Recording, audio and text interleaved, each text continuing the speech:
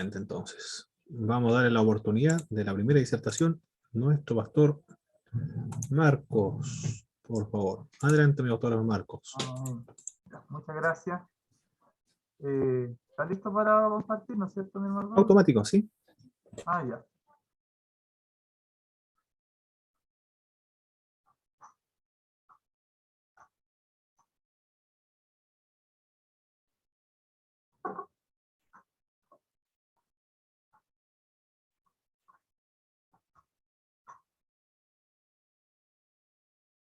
Se logra ver, ¿no es cierto? Perfecto. Y la pantalla completa también. Ya. Muy bien. Bien. Doy gracias al Señor por la oportunidad que se me da y saludarles a todos también. Y bueno, voy a estar hablando hoy día respecto a la reflexión adicional de la función del profeta y en este aspecto sobre la recepción del mensaje. Ese es el tema central que hoy día vamos a hablar y que se trata en el libro de los profetas de Israel de Wood, las páginas 98 a la 105. Como esquema general de lo que vamos a ver hoy día, en resumen general del tema expuesto hoy día, se ve como introducción la declaración del mensaje, donde se hace un prefacio al respecto, luego la recepción del mensaje, y luego, bueno, voy a estar hablando la opinión crítica sobre el libro, sobre las fortalezas, debilidades, puntos en acuerdo, desacuerdo, y la utilidad para mi ministerio. Este esquema es el que vamos a presentar el día de hoy. Rápidamente, entonces, vamos a la reflexión adicional de la función del profeta, que es lo que presenta este ítem, esta sección. Y en primer lugar, introduce ahí esa parte sobre la declaración del mensaje. El autor presenta allí un prefacio recordatorio más bien de temas que ya se habían visto en capítulos anteriores sobre la función del profeta, específicamente sobre la declaración del mensaje. En este sentido, entonces, se vieron significados de la palabra Naví, hablando respecto de su significado hablar en lugar de Dios y hablar fervientemente en lugar de Dios. Se hace allí en ese prefacio también alusión a las técnicas usadas en la transmisión del mensaje, lo cual ya se expuso en una oportunidad, como las acciones simbólicas, lecciones objetivas y hablar a personajes clave. También en el prefacio se hace un recordatorio y saluda a la necesidad de un poder especial para capacitar, que capacitaba a los profetas al hablar en su predicación, porque los profetas necesitaban el suministro de un poder de lo alto, que al momento de predicar los hacía más efectivos. Y también, por último, la fortaleza que daba el Espíritu Santo en la redacción de los libros proféticos, es decir, un grado de poder especial, sobrenatural, que permitía que la escritura redactada fuera infalible y totalmente libre de error. Es más bien un recordatorio que se hace de introducción a esta reflexión adicional, pero luego se presenta el punto número 2, que alude a la recepción del mensaje, y este es el tema central que trata esta sección, y de esto vamos a hablar principalmente. Allí vamos a hablar de la implicación de un factor ab extra, y este factor ab extra como obra del Espíritu Santo, y sueños, visiones y teofanías. Vamos entonces a la recepción del mensaje. La recepción del mensaje, el autor establece que era el mensaje asignado a los profetas en la ley, especialmente en Deuteronomio 18, donde se estipulan allí las bases para el profeta. Entonces, los profetas recibían la revelación de Dios en lugar del pueblo, con el propósito de que también el pueblo no incurriera en faltas como ir a la adivinación. Y aun cuando la declaración de los mensajes ocupó gran parte de la atención de los profetas, que es lo que ya se trató temas anteriores en el libro, sin embargo, la revelación del mensaje sigue siendo y siguió siendo en los profetas un tema relevante desde su origen, desde el principio. En torno a la recepción del mensaje vamos a ir analizando entonces esos tres aspectos que hemos ya mencionado, y en primer lugar hablamos de la implicación de un factor ab extra, es decir, un factor externo, un factor desde afuera, en el sentido de la recepción de ese mensaje, el mensaje profético. La implicación del ab extra nos habla de que la experiencia de recibir la revelación por los profetas no implicaba ningún frenesí extático, es decir, que los profetas no entraban en un delirio, en un frenesí que perdían la noción de sí, es lo que establece el autor. Que aunque los profetas no experimentaron también ningún éxtasis al recibir esa revelación, había sí algo sobrenatural que ellos experimentaban. Había algo externo que ellos vivían, que vivían en su experiencia, que establecía contacto con Dios. Y bajo esa circunstancia implicada en la naturaleza de las revelaciones, se hacen entonces evidentes algunos aspectos en este sentido, de que hay algo externo que está presente en la revelación. Ciertos aspectos vistos aquí, en esto de que hay algo externo que actuaba en las revelaciones, se ve el aspecto de que no hay ninguna indicación alguna de autoestimulación, como en otras religiones donde los profetas se inducen, por ejemplo, drogas o algo similar para entrar en una cierto delirio, cierto frenesí. Acá no se observa en ningún pasaje autoestimulación. En segundo lugar, no hay ninguna indicación alguna de que el profeta también tome la iniciativa en la experiencia de obtener esa revelación. Es decir, siempre se ve a Dios quien toma la iniciativa de revelar.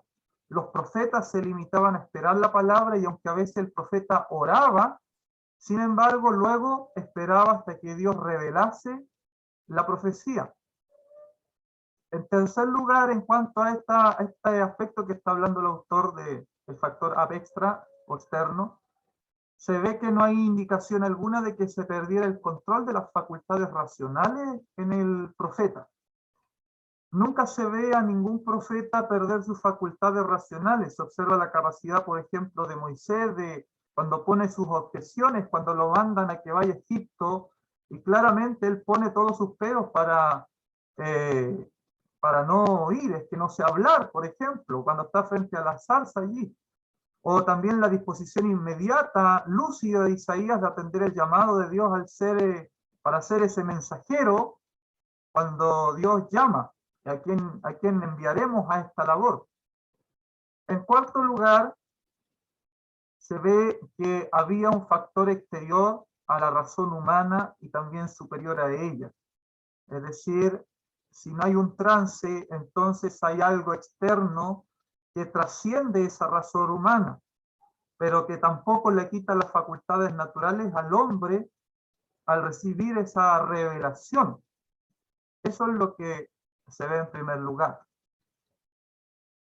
Continuando con la recepción del mensaje, entonces, se establece por parte del autor que entonces ese factor externo era obra del Espíritu de Dios.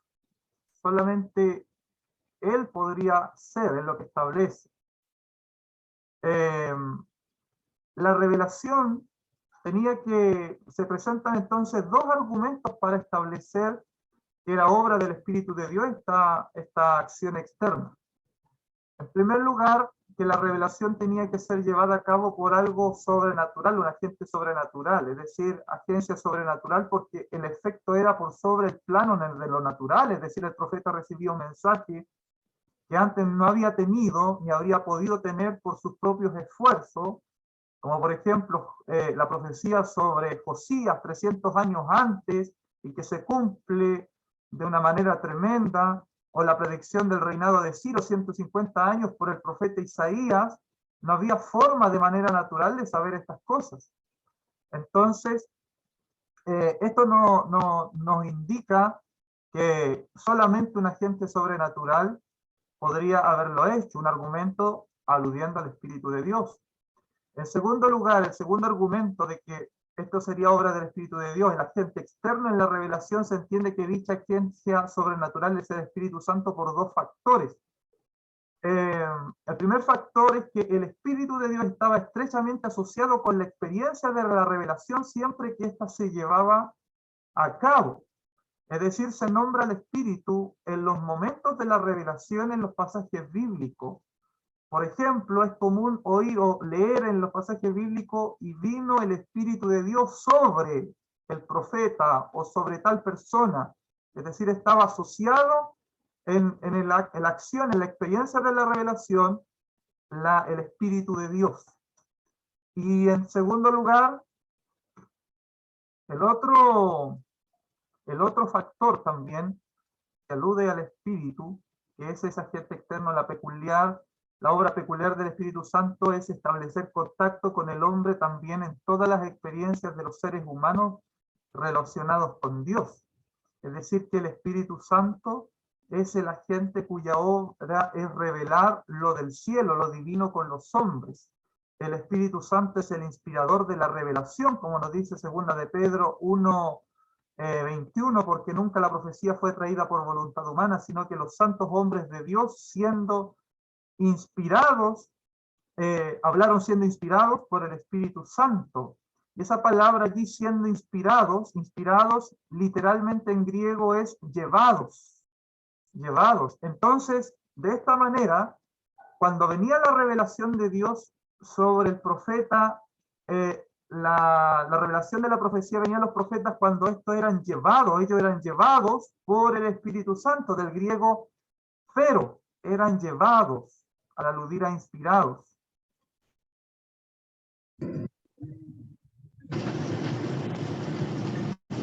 En ese sentido, entonces, habían factores que intervenían en la experiencia de la revelación del mensaje cuando los profetas eran llevados por el Espíritu de Dios, es decir, cuando eran inspirados al recibir esa profecía.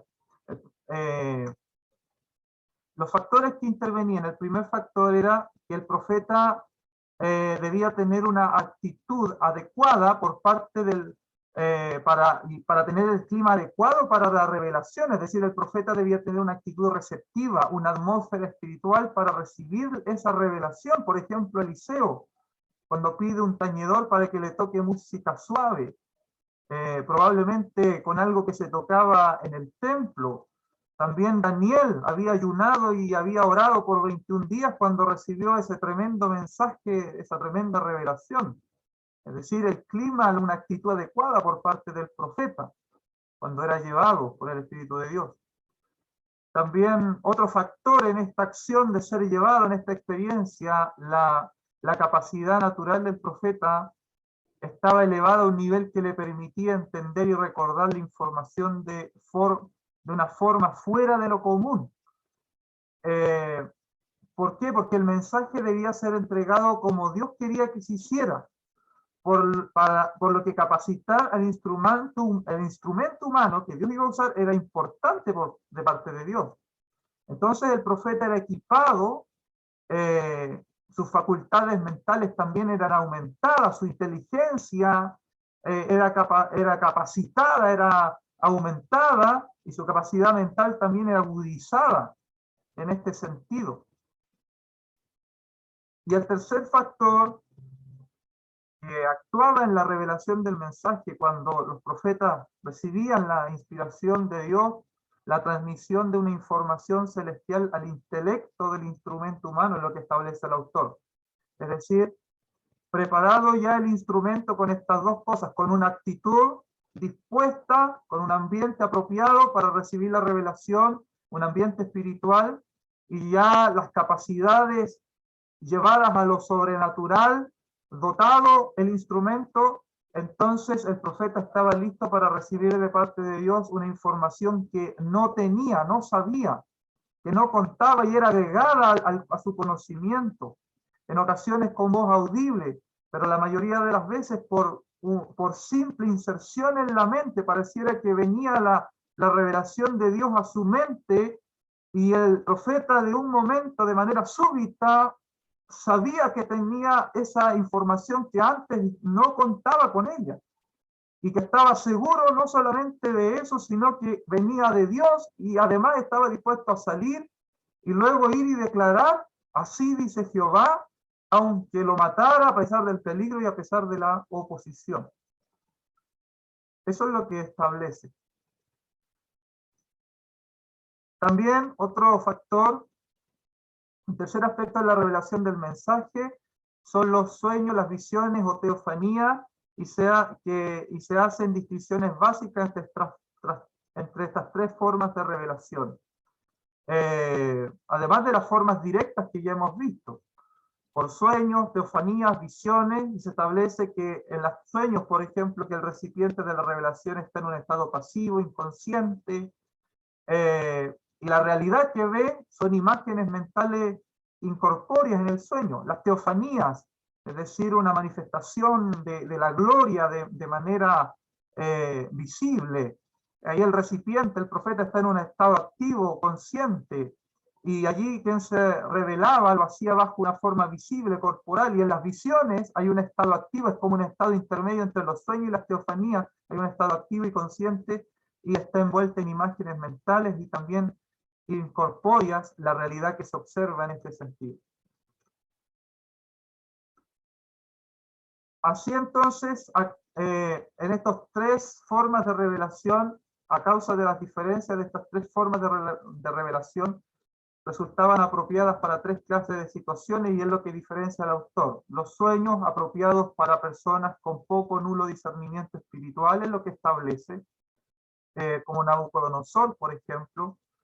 Teofanías también reservadas a personas de elevada madurez espiritual, como Daniel, cuando se le aparece, por ejemplo, el ángel, o en otros aspectos cuando aparecía el ángel de Jehová a otros. Las visiones usadas por Dios en personas también espiritualmente maduras y en la forma que normalmente más frecuente que se ve, como se revela. Ahora, aunque no se diga explícitamente estas tres formas de revelación, que estas tres formas de revelación, por lógica, son incluidas como obra del Espíritu Santo, sí se dice que son reveladas por el Espíritu Santo. Se entiende que son reveladas por el Espíritu Santo, aunque no se diga explícitamente. Mi opinión crítica sobre el libro, para ya ir finalizando, entre las fortalezas que veo, creo que tiene una profundidad, buena profundidad el autor, tiene un buen desarrollo de la temática, muy estructurado, lo que permite también una buena comprensión al leerlo, claridad en la exposición, también uso de ejemplos y citas bíblicas que aclaran muy bien la lectura, es muy conservador en su exposición temática y se apega mucho a la Biblia, aun cuando incluso alude a temas lógicos. Las debilidades, creo que el prefacio que hace, el primer punto, creo que está de más, porque en vez de guiar mejor al lector en la introducción al tema, tiende a ensuciar un poco la temática, en vez de ir directamente al tema que va a tratar, que es la revelación del mensaje, la recepción del mensaje. Podría haber hecho una introducción un poquito más directa, más genérica.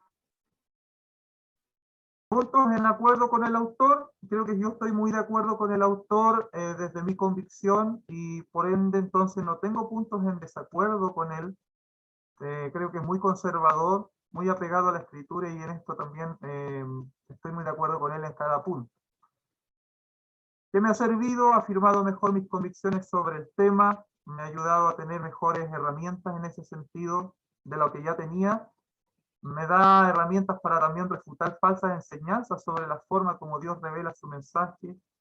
También me permite diferenciar mejor al profeta hebreo de los profetas paganos. Diferenciar esa forma de éxtasis que muchos aluden, de frenesí al profeta hebreo, donde era algo sobrenatural sin perder sus nociones. Y también me lleva a mantener una vida mantener una vida consagrada para que esté la actitud adecuada, como los profetas, un ambiente espiritual, una vida consagrada donde Dios me ocupe en su obra, en su plena plenitud, y nada impida que Dios obre como Él quiera en mi vida. Eso sería, mis hermanos, mi hermano Pablo, y a todos mis hermanos, la presentación de este libro, a grandes rasgos. Perfecto. Muy bueno el autor, León Wood. y la exposición también, y la opinión crítica del libro. Muy conservador nuestro autor. Estaba pensando en la estimulación que recibían los profetas paganos para poder entrar en un estado de trance y así profetizar. En, en los guillatunes, cuando la Machi recibe, le llega el espíritu, la expresión que se usa es le llegó el espíritu a la Machi, pero le llega el espíritu por medio de una estimulación, por medio del toque del cultrún. Él tiene que tocarse el cultrún al sonido de- del corazón, como late el corazón, y están todos los instrumentos musicales, la tutuca, la pifilca y las cascahuillas también. Están las personas bailando a purrún alrededor de la machi, y de pronto a la machi entra en un trance y se le dice, le llegó el espíritu, comienza a saltar. Se sube al rehue y en el rehue comienza a recibir revelaciones de Chao Negueyen o también de algunos espíritus, de los antiguos, de los antepasados. Ella está hablando en lengua ahí, no el Mapudungun. Es parecido al Mapudungun porque eh, en la lengua, pero los que hablan Mapudungun no lo entienden. Por lo tanto, necesita a un sumo machife que lo traduzca. Por lo tanto, vemos ahí que la Machi está en lenguas, está recibiendo revelaciones de parte de los espíritus, y hay una persona que el sumo machife que lo debe traducir y debe guardarlo en su cabeza. Y yo lo comento porque mi mamá, cuando estaba joven, ejerció ese trabajo del sumo machife, y después mi tía era machi. Entonces, después que salía del trance, mi mamá tenía que, o todo lo que son sumos machifes, tenía que indicarle a la machi, o transmitirle todo lo que había comunicado mientras ella se encontraba en un estado de éxtasis.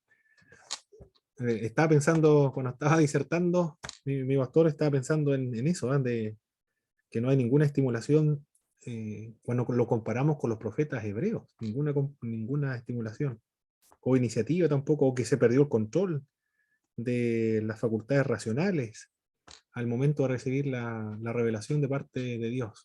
Me gustó mucho esa comparación del León Woody, que lo había referido también el doctor Marcos. No sé si alguien más tiene que hablar o algún testimonio relacionado con el tema de la disertación, hermano.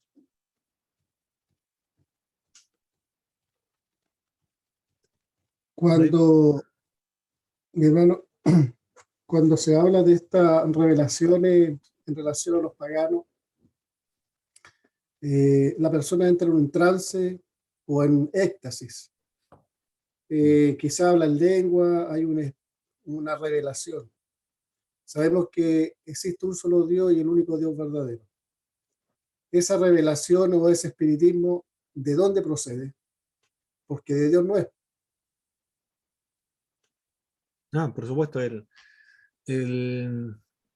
bueno, son experiencias espirituales, son experiencias espirituales, producidos por los espíritus. Evidentemente que no son los espíritus de Dios, pero son experiencias espirituales, manifestaciones espirituales, pero que no procede de Dios, del Espíritu Santo o de Jesucristo.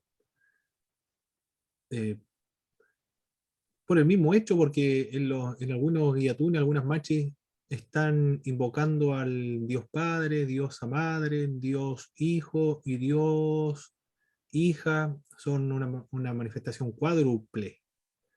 Eh, y, y también comienzan a invocar a los espíritus de los antiguos, espíritus de los antepasados. Evidentemente que no está relacionado con la divinidad cristiana. Es otra religión, sí, no son cristianos. Pero hay un sincretismo, sin embargo, un sincretismo religioso.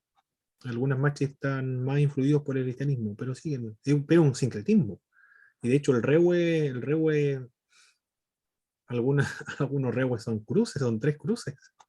Desapareció el rehue. En realidad lo sustituyen las cruces cristianas. Pero el guillatún de la religión mapuche, diferente. Muy bien, vamos a dar la oportunidad entonces al siguiente. ¿Quién corresponde ahora? Voy a revisar aquí. A ver, no. Hermana Belén, por favor. Hermano, ¿puedo disertar al final? Es que tuve un pequeño problema con mi computador y no puedo ver la presentación. Entonces Ah, estoy muy tratando de bien. arreglarlo. Perfecto, no hay problema. La hermana Ya, Francisca, hermano, entonces. gracias. La hermana Francisca la va a sustituir, hermana Belén. Tenía preparado la hermana Francisca su disertación. Menos mal. Deme un tiempito para poder ajustar mi computador. Ah, perfecto, ya. Vamos a dar un repaso entonces. Vamos a trabajar con esta primera lámina. Esta primera lámina para avanzar en el tiempo. Vamos a trabajar con esta lámina y después le vamos a dar la oportunidad a nuestra hermana Francisca para que comience con su presentación. Ya. Aquí están todos los hermanos, entonces. A ver, pensé que se habían ido. Ya. Esta es una imagen, yo creo que es una acuarela. Lo más probable que sea una acuarela. Se demoró bastante tiempo el pintor en confeccionarla, de 1896 al 1902, que representa el exilio babilónico. Así se lo imaginó este autor cuando las personas fueron tomadas por Nabucodonosor y tienen que ser llevadas a Babilonia por la multitud de pecados que caracterizó al pueblo de Judá y también de Jerusalén. ¿Me pueden enlistar ustedes, hermanos, algunos pecados que nos describe tanto Isaías como Jeremías, que ameritaron el cautiverio del exilio a Babilonia? La injusticia, Idolatría. La injusticia social, la idolatría, muy bien, hermano Jeremías.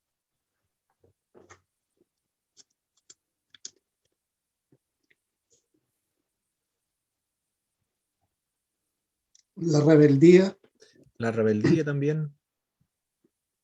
La corrupción.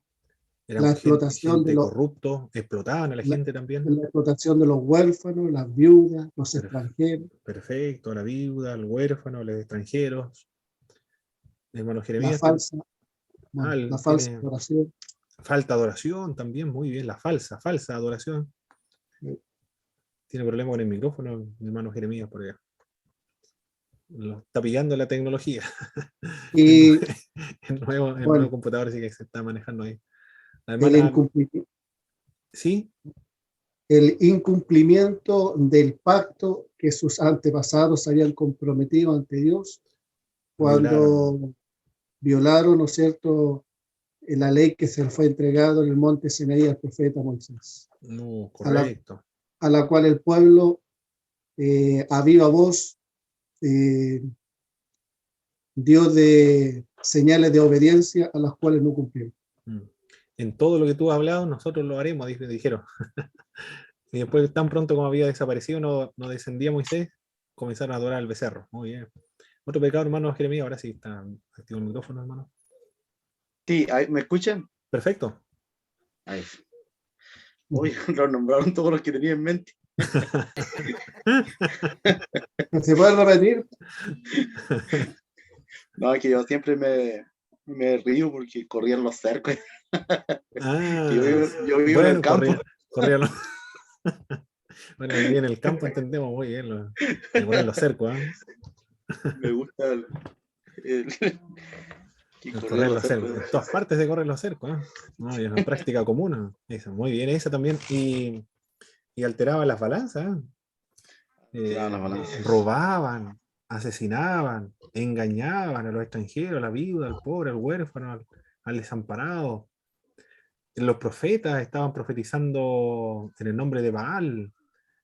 ¿Quiénes estaban corrompidos? Me podría mencionar una lista, hermana Miriam o hermano David, una lista de quiénes del pueblo estaban corrompidos, cometían diversos pecados.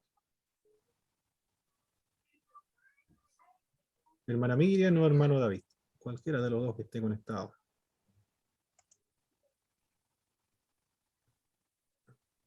Muy bien. Los reyes, Muy bien, los reyes, ¿qué más? los sacerdotes, Perfecto, reyes, sacerdotes, el pueblo en general, el el pueblo en papá, la general, todos. mamá, el hijo, la hija, los falsos profetas, los sacerdotes, todo el pueblo en general, los príncipes, los ancianos, los pastores, todos estaban corrompidos. Y pareciera que solamente el profeta Jeremías, el único que está luchando solo contra el mundo y el único representante fiel a Dios en esa instancia. Por eso fueron llevados a Babilonia.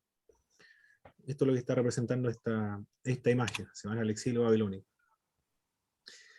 El autor no lo encontré. ¿Quién habrá sido el autor? Me hubiese gustado, pero no lo encontré. Esta otra pintura representa a Nabucodonosor, que ha tomado a Sedequías, el último rey de Jerusalén, de Judá, juntamente con sus hijos, son muertos delante de él, a espada, son degollados, y luego le arrancan los ojos. Y así termina la vida de la vida terrible de este hombre, Sedequías. Esta otra imagen es una de las tantas puertas que habían en Babilonia, el portal de Istar, reconstruido en Berlín, que se encuentra en Berlín actualmente. No sé en qué momento, pero Alemania estuvo en Irak y se robó todas las piedras que habían, estas ruinas que habían, se las robaron. En realidad fue un robo esto, ¿eh? Porque pertenecía a lo de Irak. Y se lo llevaron a Alemania. Y allá reconstruyeron la puerta de Istar y ahora está exhibido en el museo allá en Berlín. Lo mismo que vemos nosotros en nuestra pantalla ahora es lo que vieron los judíos del año 586.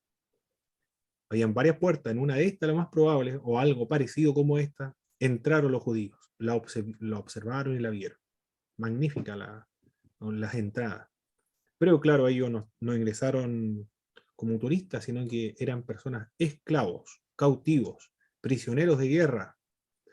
Se lo llevan al exilio, expatriados de su tierra, porque se rebelaron contra Dios. Y allí van a estar 70 años, nos dice el profeta Jeremías. Muy bien, esa la quería compartir. Ahora vamos a escuchar la disertación de nuestra hermana. Sí, hermano Jaime. No, en la imagen anterior, ahí lo que uno podría reflexionar en cuanto a Sedequías, es el último rey de la tribu de Judá, o del gobierno del sur. Da por terminado, ¿no es cierto?, los reinos. Correcto. En Jerusalén, para entrar al exilio a los 70 años. y da por terminado, ¿no es cierto?, lo que Dios ya había decretado a través de los profetas del juicio ante su pueblo. Exacto. Se había trazado un poco, yo creo que de algunos reyes que habían actuado de buena fe y habían obedecido a Dios. Sí. Creo que en base a eso, yo creo que Dios retrasó la ira sobre su pueblo, por amor, porque recordemos que era por amor a David. Todo lo que hacía David actuaba conforme al corazón de Dios, y algunos reyes actuaban como Dios lo llamaba, como su padre David. Y yo creo que por amor a ellos, Dios no establecía el juicio sobre Judá. Y los últimos reyes no actuaron conforme al corazón de su padre, menos de Dios, y ya Dios había derramado la ira sobre su pueblo. Perfecto, hermano Jaime, no había pensado en eso, ¿eh? Tienes toda la razón, que Dios retrasó el juicio por causa de que algunos reyes le buscaron su ayuda. A diferencia de los israelitas del norte, ninguno de los reyes sirvió a Jehová, porque establecieron lugares idolátricos, lugares de culto diferentes a Jerusalén, un sacerdocio distinto, fiestas religiosas distintas también. Y sacrificaron los Baales, ninguno sirve a Dios. Por eso cayó antes, 722, casi 100 años antes. Y después cae Judá, también tenía que caer a causa de todos los pecados que lo habíamos comentado anteriormente. Y eso le da una reflexión a nosotros como cristianos, como iglesia de Cristo. Muchas veces Dios habla que vendrá juicio sobre...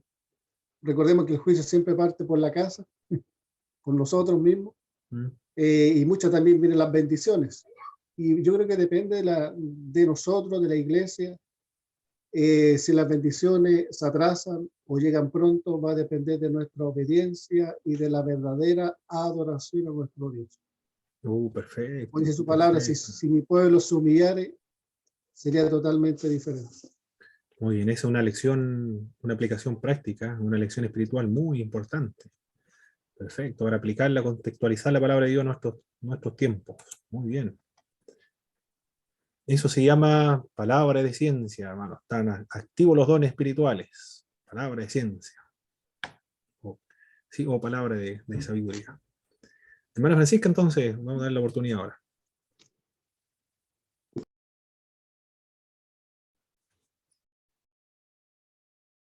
Está automático para compartir pantalla si desea. ¿Se puede ver mi presentación? Sí, y se ve en pantalla completa. No, a ver, se ve Ya, en la pantalla con la diapositiva al lado. Ahora sí. ya, ok. Ya. Espérenme, creo que se me está moviendo sola mi diapo. Espérenme un segundito. A ver. Ajá. Ujú.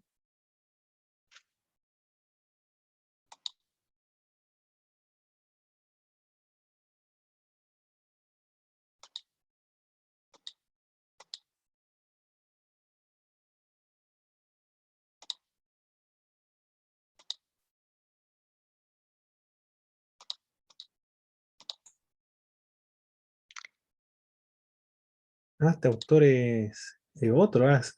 José Luis Sicre se llama este autor, estoy Sí, viendo ahí. Bueno, después nuestra es hermana que se me va, mueven las diapos y no entiendo por qué. tendría que desactivar la parte de... Hay una De parte, grabación acá abajo. Me dice, a parece. ver, stop, pero no entiendo. Ah, Hay ya creo que ahí se queda quieto. Ya, ok. espérenme un segundito. Voy a comenzar de nuevo para...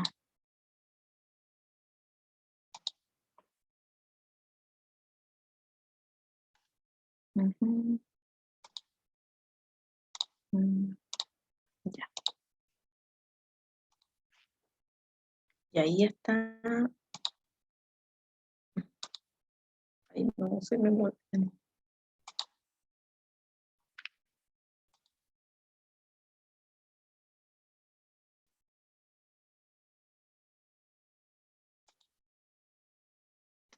No sé por qué no me deja. A ver.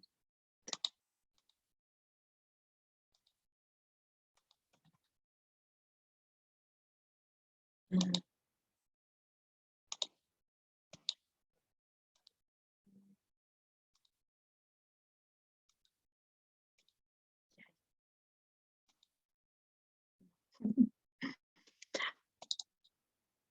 No sé si por qué ese motivo se me...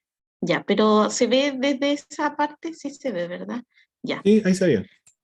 ya. Entonces, los medios de comunicación de los profetas. En este caso es, como dice mi hermano, el autor Secret y los profetas y su mensaje. Como una forma introductoria, mi tema habla sobre los mensajes que se van entregando que tienen distintos géneros. En este caso, vamos a comenzar por el género tomado de la sabiduría, trivial, tribal y familiar. Aquí no sé si pueden observar que, por ejemplo, el autor describe que la familia, el clan, la tribu emplean recursos para llevar a cabo un mensaje. Utiliza, por ejemplo, este profeta Natán, utiliza un ejemplo que es hacia David. Esta historia donde evidentemente David comete pecado y toma a la mujer de Urías,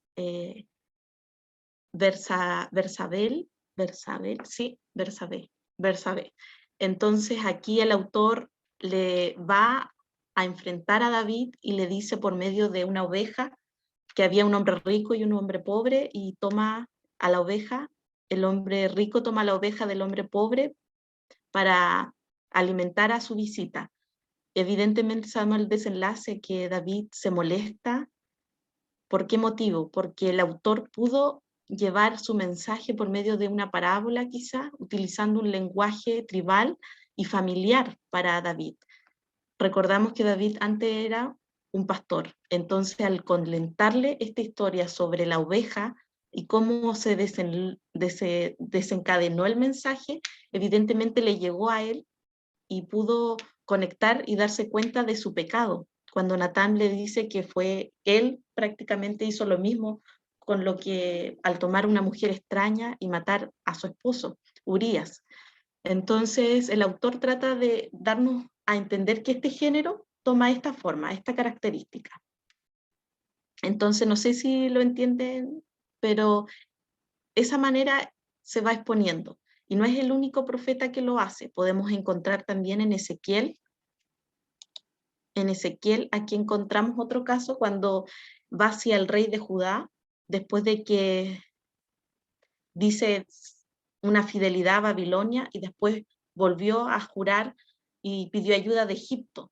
Entonces también aquí hay otro mensaje por medio de la escritura en Jeremías 17, dice, así dice el Señor, maldito quien confía en un hombre y busca apoyo en la carne, apartando su corazón a Dios. Entonces, los profetas con un mensaje, quizás utilizando un lenguaje de la época, hablamos de un contexto, aquí en Ezequiel, donde el pueblo estaba quizás en un conflicto, buscando por ejemplo, colocar a un hombre que busca apoyo en la carne. Para ellos era un lenguaje conocido. Entonces, esa es la forma de cómo este género los profetas utilizan para poder llegar a las personas, quizás con un lenguaje más bonito, pero en este caso Ezequiel es un poco más determinante cuando dice que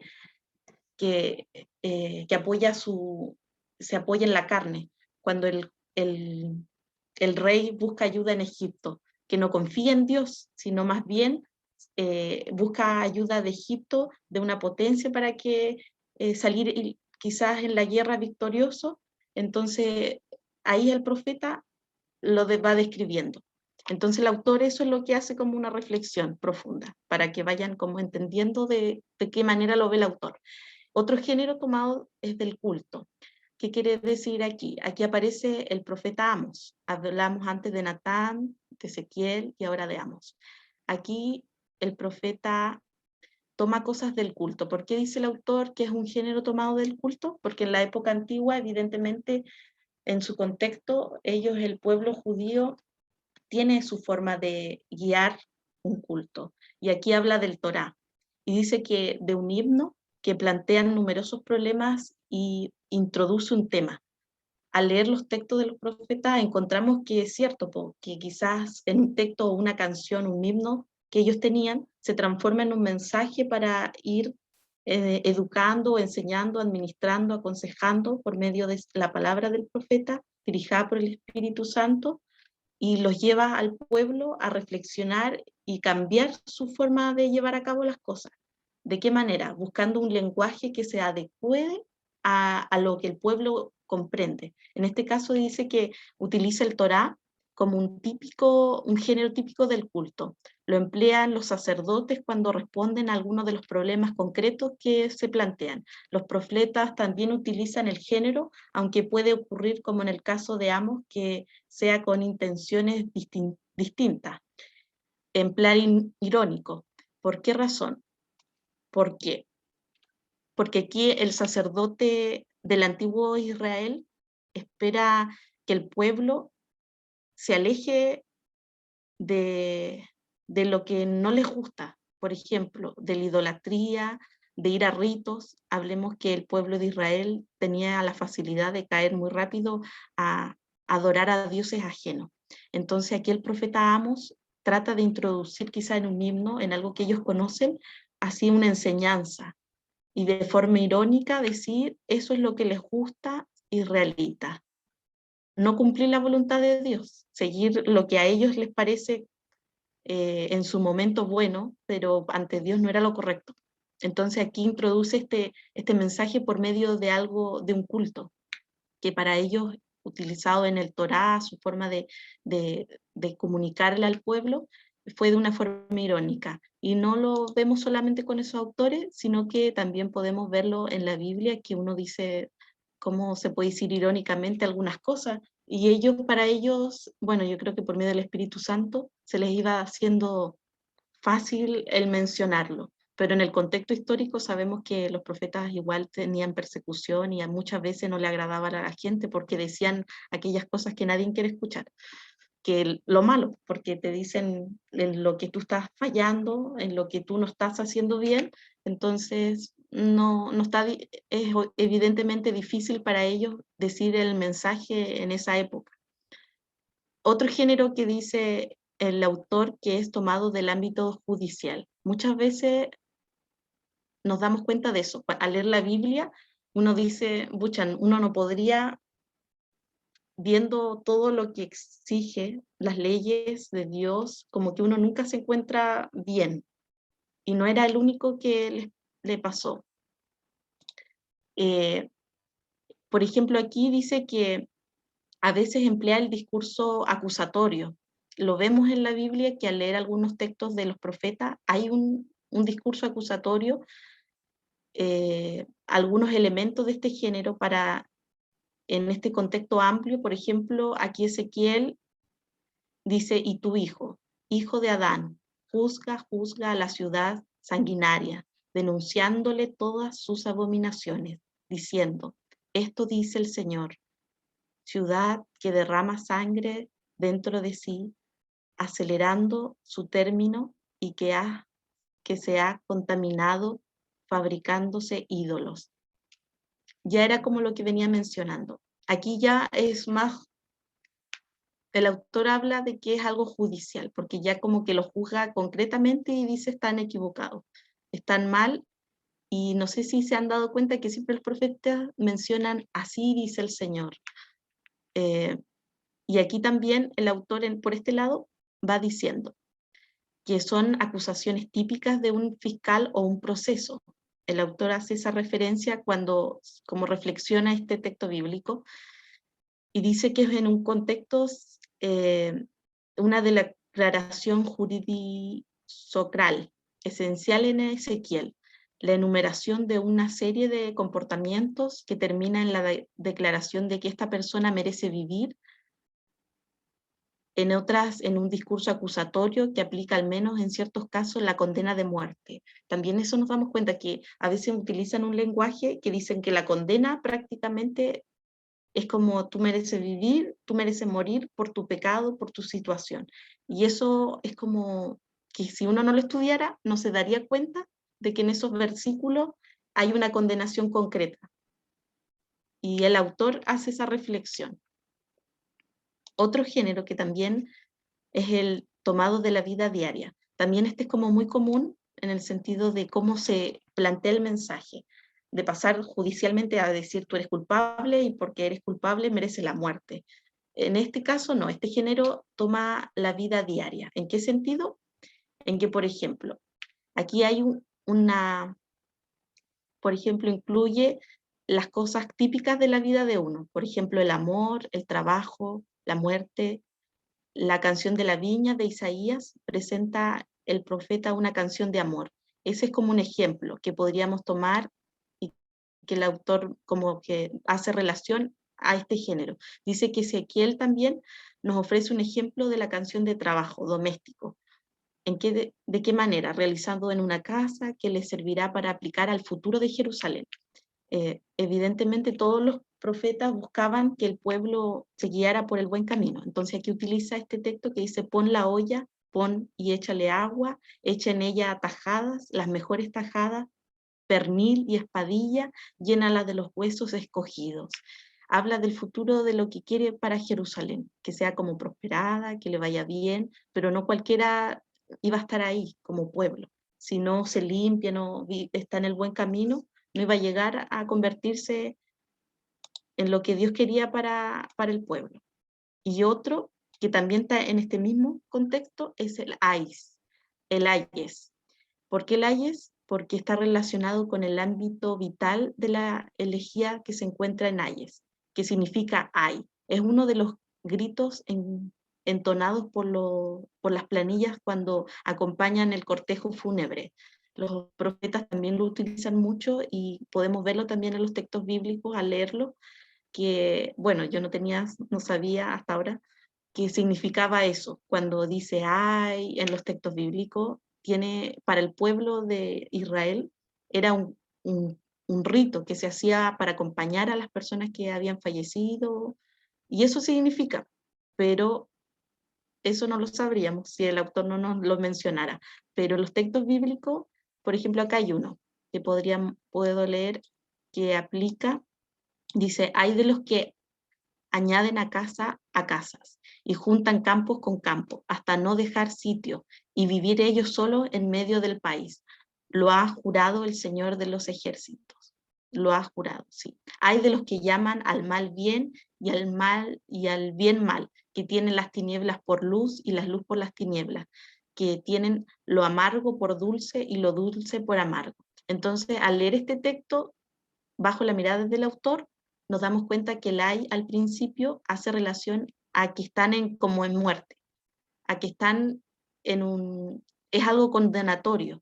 O sea, si lo leemos nos preguntaríamos por qué dice ay.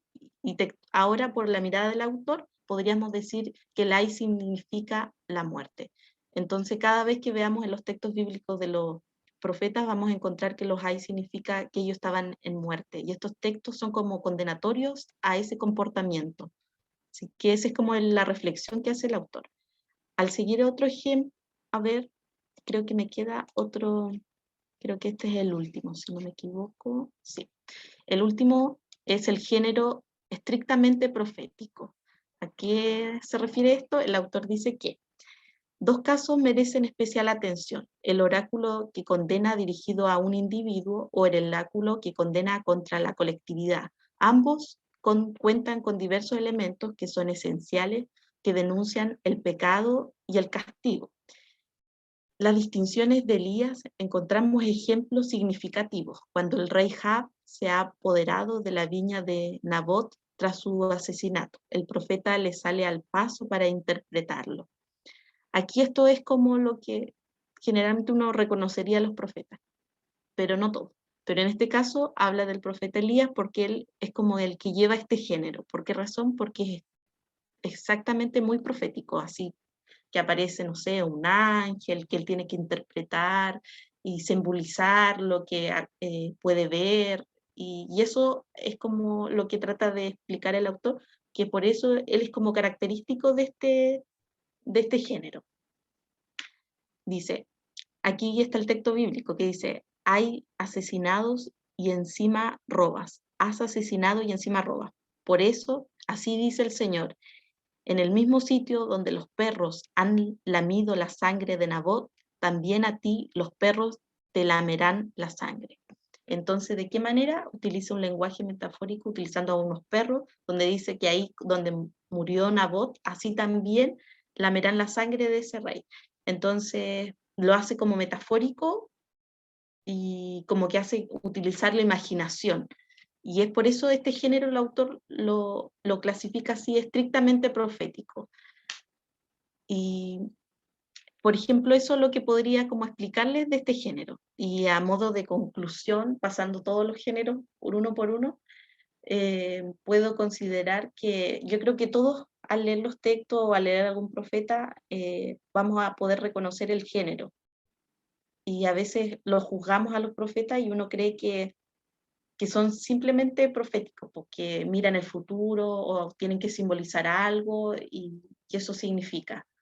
Pero detrás de todo, al ir reflexionando con lo que el autor va mencionando, uno se da cuenta que igual hay aspectos como bien que da para reflexionar, porque no solo condenan al pueblo a vivir de una manera que debía ser lo correcto, sino que nos llama siempre a escoger el buen camino. Siempre tenemos la posibilidad de escogerlo. Y por medio de los estudios y aprendiendo de la Biblia, nos damos cuenta que lo que pasamos no es nada nuevo, que todo ya ha sido visto bajo el cielo y que lo que los profetas del Antiguo Testamento a hoy en día, nuestra vida cotidiana, nuestra realidad, es exactamente la misma. Quizás los ídolos de en esa época eran de maderita, de otras cosas, pero hoy en día puede ser nuestro trabajo, puede ser nuestra vida rutinaria, puede ser una pareja, un hijo, ponerlos como Dios o lo principal en nuestra vida. Entonces, todos estos géneros nos llaman a tomar buenas decisiones irnos por el buen camino, seguir la voz de Dios por medio de su palabra y tomar buenas decisiones. ¿En qué manera? De vivir conforme a la voluntad de Dios y pedir siempre a Dios, como lo hacían los profetas, por medio de su Espíritu Santo, que nos dirija nuestros caminos. Y el autor a mí me gustó muchísimo, reflexiona mucho y me encantó eso de que el ice simboliza, eso era nuevo, que significa que es algo de muerte. O sea, cuando hay un ay en la Biblia significa que es algo condenatorio de muerte. Eso me encantó, porque nunca se me hubiese ocurrido que una palabra tan pequeñita simbolizara eso. Así que me gustó mucho eso, lo del autor cuando reflexionó al respecto. Y bueno, pasamos por distintos profetas y nos dimos cuenta que su forma de enseñar un mensaje es distinto. Y eso me agradó muchísimo y lo encuentro que merece mayor, quizá, reflexión, buscar mayor información. Lo encuentro lindo. No sé si me va a preguntar algunas cosas, mi hermano, con respecto a la presentación o al La autor. debilidad de fortaleza del autor, con qué está de acuerdo o en desacuerdo. Pues ya mencionó de qué manera nos ayuda a nuestro ministerio, ¿no? Ya lo indicó. Sí, yo creo que la fortaleza, evidentemente, que reflexiona mucho con cada uno de los profetas. Entonces, cuando muestra ejemplos textuales de la Biblia, este profeta dijo tantas cosas, como que se ve claramente cuál es como el género que le corresponde. Pero hay algunos, por ejemplo, Ezequiel se vio en varios géneros.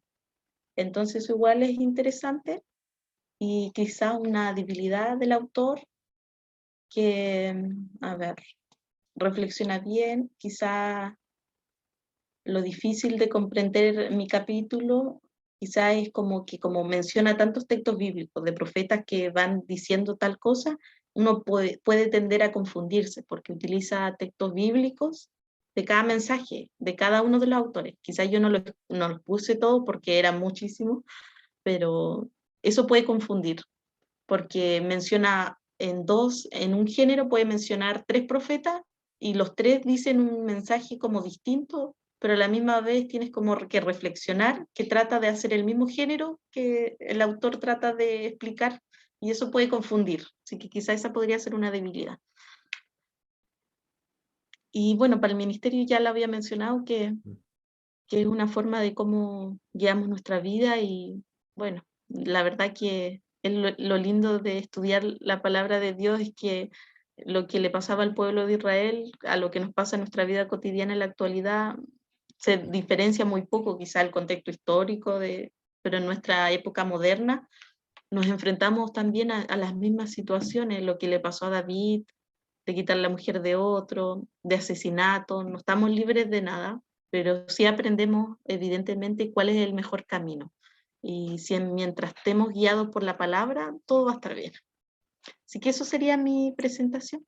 Así que, Perfecto, hermana Francisca, muchas gracias. Muy bien la exposición de José Luis Sicre. Lo recomendaría entonces este libro. Hay algunas partes que José Luis Sicre, en algunos profetas, por ejemplo, de Jonás, él no cree que sea algo histórico, sino que simplemente fue una historia ficticia.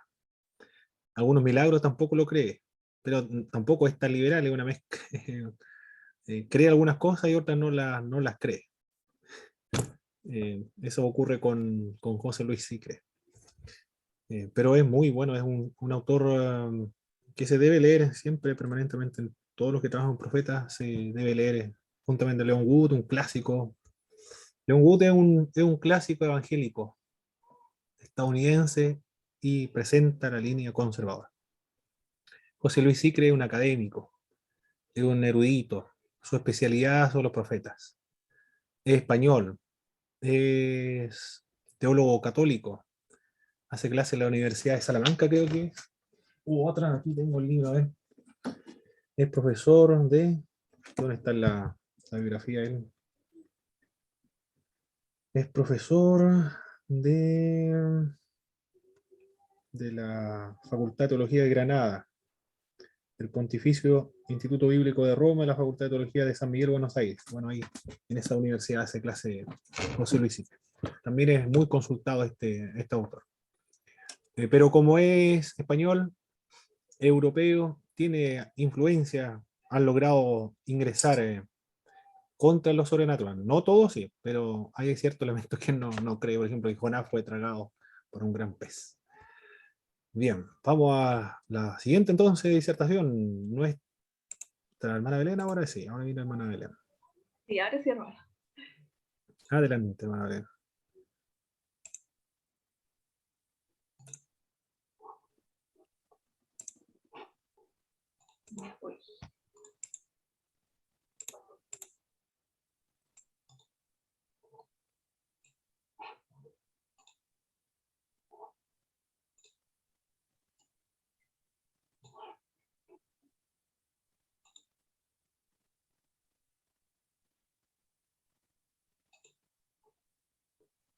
Ya. Bueno, al igual que mi hermana Francisca, me tocó el libro de José Luis Sicre, la antología, ¿cierto?, de ciertos textos, titulado Los profetas de Israel y su mensaje. El autor, ¿cierto?, inicia tratando el tema de qué es un profeta, ya que, como dice él, es una pregunta que se hace con frecuencia cuando se habla de los textos proféticos. Entonces, él nos dice que hay un concepto popular, el cual dice que es la persona que predice el futuro. Este concepto, ¿cierto?, uno es erróneo.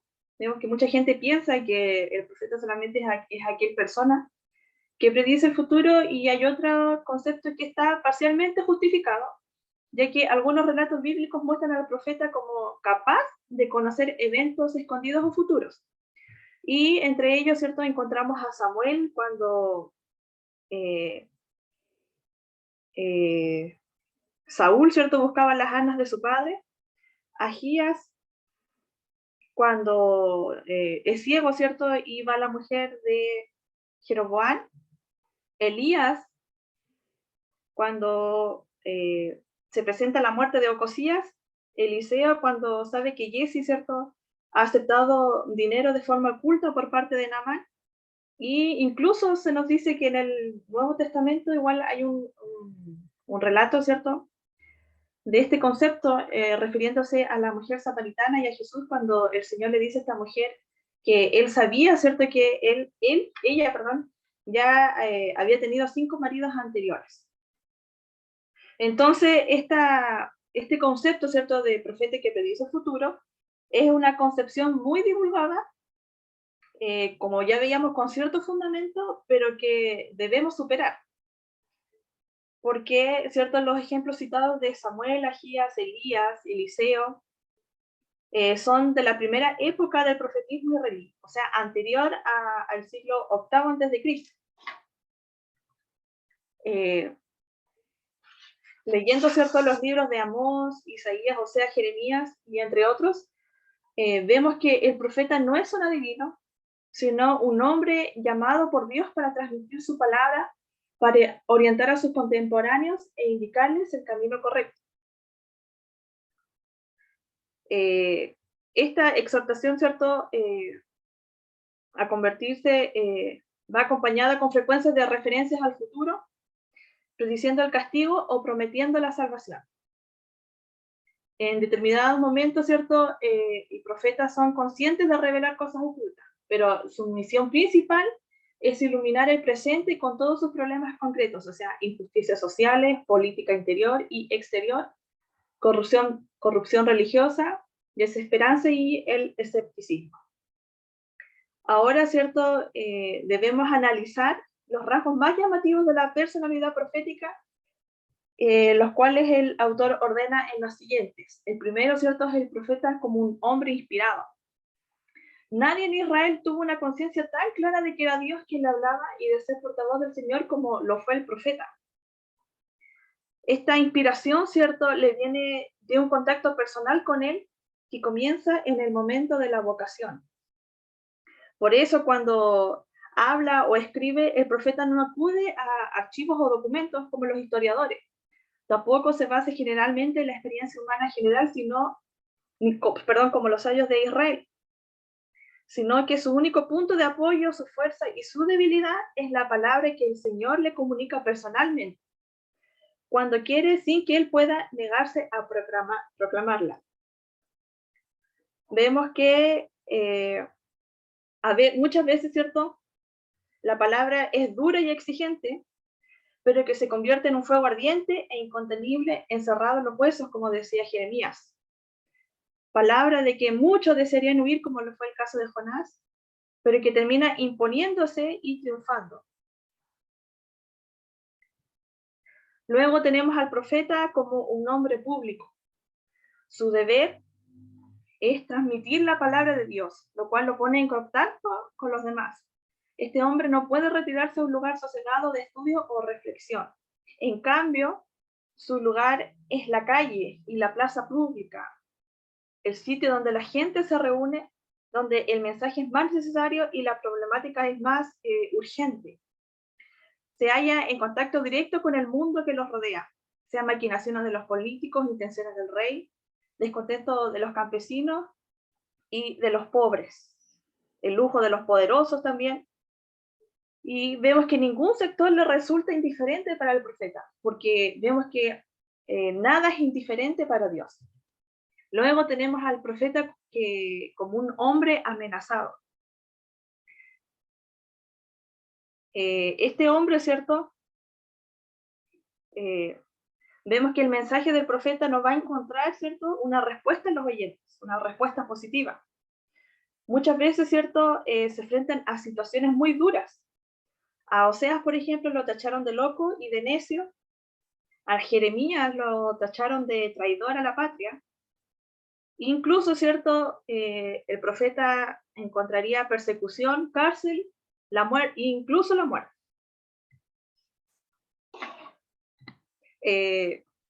También vemos que Amós es otro profeta, ¿cierto?, que fue amenazado, el cual incluso fue expulsado del reino del norte. Jeremías pasó varios meses de su vida en prisión.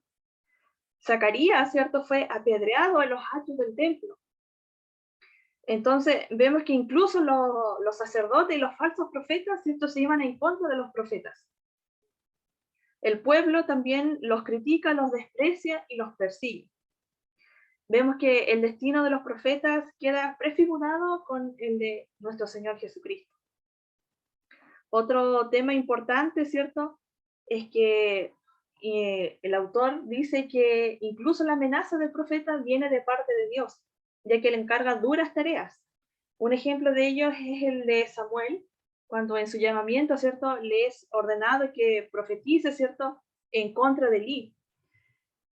Vemos que el autor nos dice que siempre que leemos esta historia, leemos los primeros capítulos de cómo el Señor llama a este hombre, ¿cierto?, a Samuel en su juventud, pero no analizamos, ¿cierto?, los versículos siguientes cuando tiene que declarar juicio en contra de la casa de Elí y de sus hijos.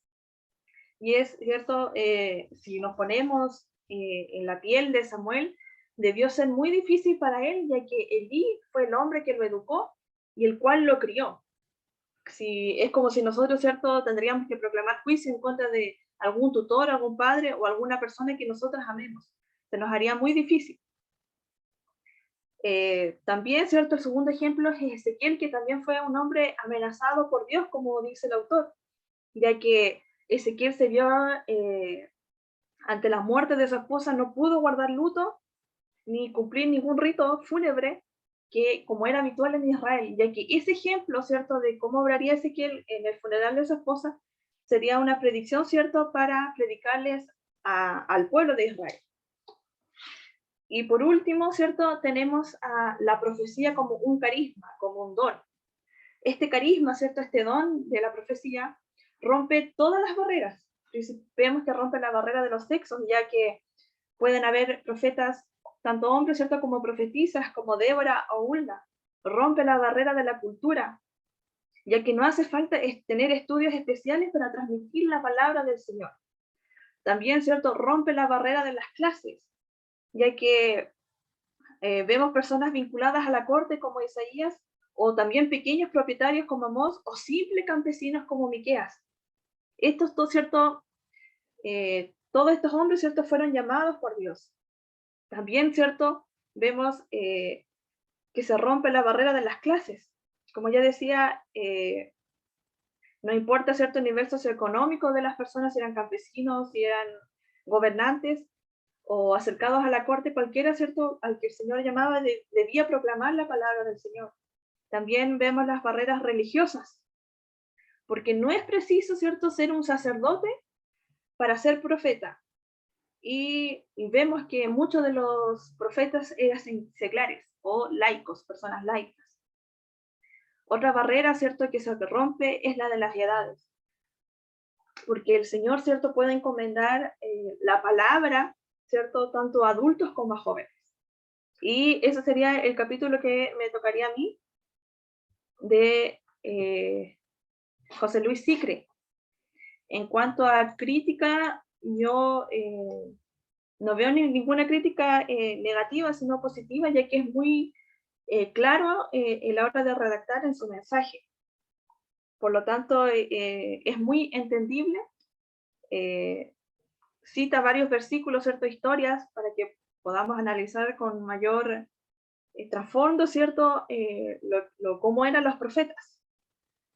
También, ¿cierto?, en cuanto a lo que me ayuda a mí al ministerio, ¿cierto?, nos ayuda a conocer y a despejar los estereotipos, ¿cierto?, del profeta. Como ya sabemos, tenemos una idea muy secular de lo que era la profecía, de lo que era el profeta. Entonces vemos que esto nos sirve para conocer la personalidad profética de los hombres del Antiguo Testamento. Y aunque, como ya decía el hermano José Luis Sicre, es de otra denominación, es muy, no se mete tanto en el tema de lo que él trató uno y otro tema sobre un libro de eclesiástico, pero no aborda mucho tanto eso, se va directo al tema principal. Y eso sería muy clarito, sirve para aprender bastante acerca de la personalidad de los profetas y de cómo el Señor, ¿cierto?, en su soberanía llamaba a cualquiera, al que él quisiera, no importando si era hombre, mujer, si era joven. Y es muy hermoso conocer, ¿cierto?, lo que el Señor llama a quien le place. Así que esa sería mi presentación. Perfecto, muchas gracias, hermana Belén. Extraordinario el mensaje de los profetas, ¿eh? Emocionante estudiar la vida de esta gente, o de estos hombres, mujeres de Dios que estuvieron en el Antiguo Testamento. Lo otro, una lección importante de la presentación anterior de las ilustraciones que empleaban los profetas para poder ilustrar, para poder dar a conocer su mensaje. Empleaban un lenguaje muy conocido. Eso lo podemos nosotros aplicar a las predicaciones, a los sermones, ¿eh? No un lenguaje tan técnico, sino un lenguaje adaptado a la mente popular, como lo hacían los profetas. Y lo otro, lo que me gustó de lo que señala José Luis Sicre, que rompe con todas las barreras, ¿eh?, de sexo, de cultura, de clases, de edades, de religiones también, cuando Dios llama a este oficio profético del Antiguo Testamento. Y que para el profeta nada le es indiferente, porque todo es de Dios, la economía, la política, la cultura, y también cuando se trata de temas políticos, no solamente la política interna del país, sino que también la política exterior, de cómo están actuando los políticos del extranjero, ¿eh? De todo eso se interesa los profetas, bueno, porque Dios se lo revela.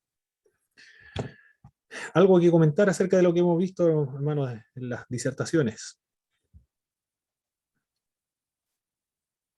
¿Alguien, alguna? Hermano, Sí, hermano Jaime. en relación a las últimas dos presentaciones, me llamó mucho la atención del ay. Como bien decían hermanos, que nos llama un poco la atención ese término tan corto, pero con mucha exclamación en las Sagradas Escrituras. Y se da mucho en el término del libro de Apocalipsis. El ay, por lo que yo puedo reflexionar un poco, es cómo Dios nos muestra de alguna manera la injusticia del hombre hacia Dios. Puedo reflexionar que Dios nos creó a imagen y semejanza de Dios. Y creo que no es la imagen corporal, sino la imagen espiritual y moral del hombre sobre la faz de la tierra. Cuando podemos ver que la humanidad se ha apartado de Dios en lo moral, vemos que lo bueno lo llaman malo y lo malo bueno, estamos en una decadencia totalmente apartado de Dios. Y el ay es un signo de injusticia, no por Dios, sino por nosotros mismos hacia Él. Y Dios va a derramar esa ira sobre la humanidad. Y damos gracias a Dios que la ira no está sobre toda la humanidad, sino escaparemos de la ira de Dios a los que hemos depositado nuestra confianza en Jesucristo. Y en el segundo término de nuestra hermana Belén, de cómo los profetas de alguna manera eran amenazados. Y cuando ella exponía, me vino a mi mente las palabras de Jesús cuando está a las puertas de Jerusalén. Jerusalén, Jerusalén, tú que matas a los profetas. Dios envió profeta por muchísimo tiempo para que Dios cumpliera en obediencia a lo que Dios había estipulado. Muchas veces vemos que Herodes ordenó matar a Jesús, pero fueron los mismos hermanos hebreos, judíos, los religiosos que mataron a Jesús. Exacto. Dando el cumplimiento final que fueron los mismos hermanos que mataron a todos los profetas, inclusive al Hijo de Dios, porque Jesús vino también como profeta. Entonces nos da una reflexión tremenda a través de la palabra, de las enseñanzas de estas demostraciones en PowerPoint o de las exposiciones de nuestros hermanos, que hay un mensaje de por medio y que debemos reflexionar, para mi punto de vista, yo en lo personal, de lo que ya Dios está haciendo a través de sus hijos. Y como muchos de nosotros de alguna manera ejercemos esta labor profética de leer la palabra y exponerla, predicar la verdad. Dios nos ha llamado a predicar la verdad porque es lo único que quiere Dios, que nosotros muchos sean libertados de la esclavitud del pecado. Y la única manera es a través de la palabra en el cual el hombre será libre. Eso es todo, mi hermano. Perfecto, muy bien, muy bien. Y el profeta de Dios, el que ejerce el ministerio profético, ya lo había explicado del don, oficio y ministerio. En cuanto a todos los que predican la palabra de Dios, enseñan la palabra de Dios, o evangelizan, discipulan, testifican en sus colegios, los colegas de trabajo. Ejercen el ministerio profético. Y en ese sentido no debe esperar nada más, a diferencia de los profetas del Antiguo Testamento, sino persecución, antagonismo, hostilidad. Y no el mismo fin de los profetas del Antiguo Testamento, porque no vivimos en un estado de derecho, por lo menos en ese sentido estamos asegurados, pero no debe tener otra ambición sino esa, de la fidelidad al mensaje de la Sagrada Escritura. Ni gloria, ni honra, ni recompensa, ni fama, sino simplemente que el nombre de Dios sea glorificado, la gente se vuelva en adoración a Cristo. Es el espíritu de la profeta, de la profecía, dar testimonio acerca de Jesucristo. Y nada más. Muy bien, terminamos esta parte y hemos concluido con el profeta Jeremías. Las presentaciones se lo envío a su correo. Voy a revisar también las tareas que me han enviado. El examen se lo voy a juntar juntamente con la presentación y la grabación a su correo electrónico. Tienen todo el día de mañana para enviar el examen B, para que se vayan a tomar 11 tranquilos y puedan tener provecho. Muy bien, vamos a finalizar con una oración.